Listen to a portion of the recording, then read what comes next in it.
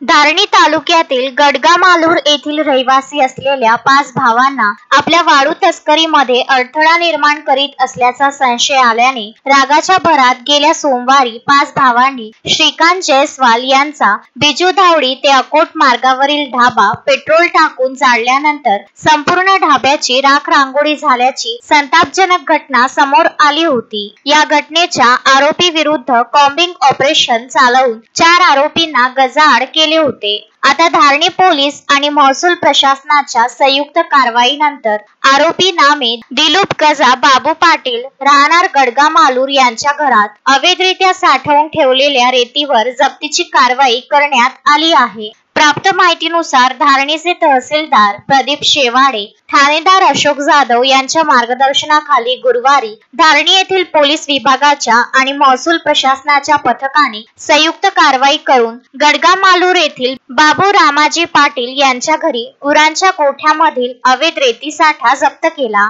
जप्त करण्यात आलेला अवैध रेती साठा नवीन वाळू रेती धोरणानुसार पात्र घरकुल लाभार्थ्यांना मोफत वाटप करण्यात आला।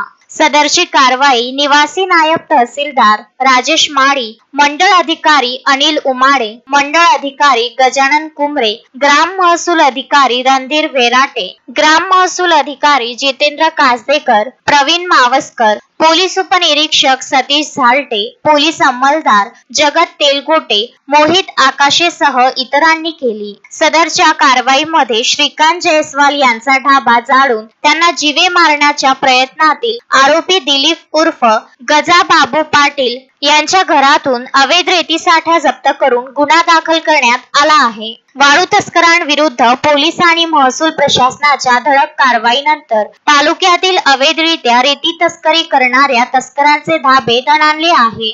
तस्मीन शेख, सुलेमान मेमन, शकील अहमद सह जुगल किशोर जयस्वाल, विदर्भ न्यूज, धारणी।